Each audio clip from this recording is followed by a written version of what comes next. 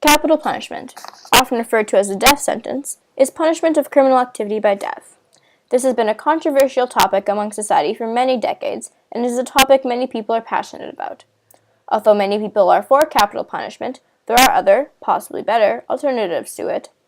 A better alternative to capital punishment is life in prison. It is much cheaper and, if the criminal really is innocent, a chance to possibly be proven so. Cases without the death penalty cost $740,000, while cases where the death penalty is sought cost $1.26 million.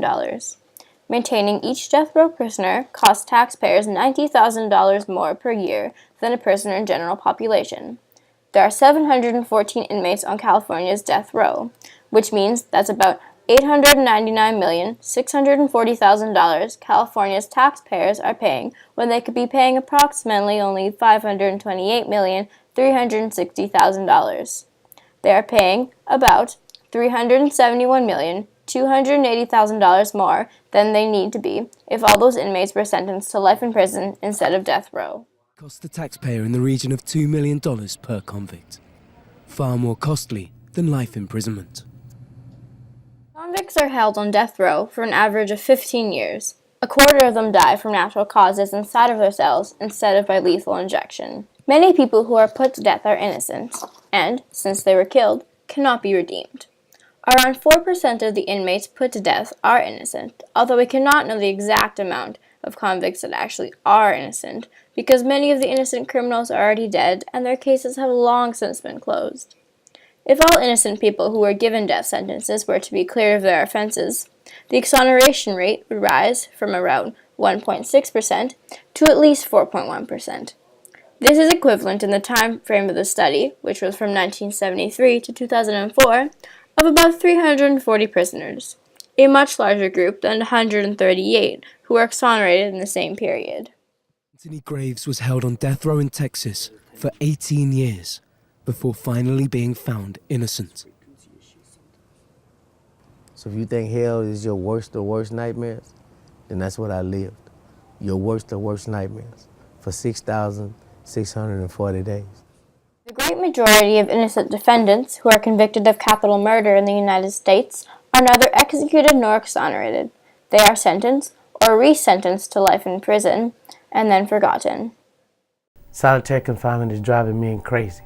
I don't understand how someone can subject another human being to this type of punishment and think that it's justified.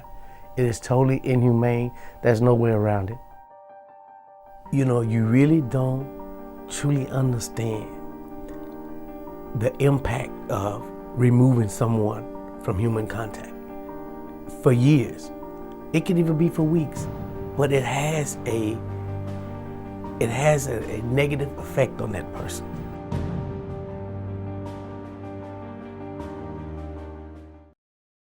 Being tortured and abused, controlled like an animal, when to sleep, when to eat, when to die. The bruises heal, but the mind games remain.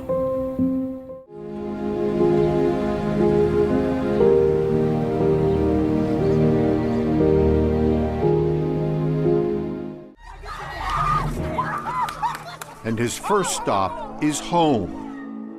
To his sons who had grown up without him, and at long last, to an embrace with his mother.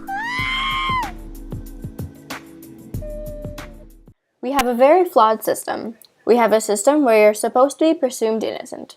When somebody gets charged here, they're presumed guilty. It has been consistently shown that countries and states without the death penalty have lower murder rates. According to the United Nations Development Program, the 5 countries in the world with the highest homicide rates that do not impose the death penalty have nearly half the number of murders per 100,000 people than the 5 countries with the highest homicide rates which do impose the death penalty.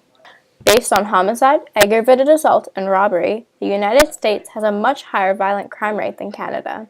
Taken together, the United States rates for homicide, aggravated assault, and robbery are double the rates in Canada in 2000, which was 474 incidents per 100,000 versus 233 in Canada. Capital punishment is a severe and permanent solution to problems that have other, better solutions.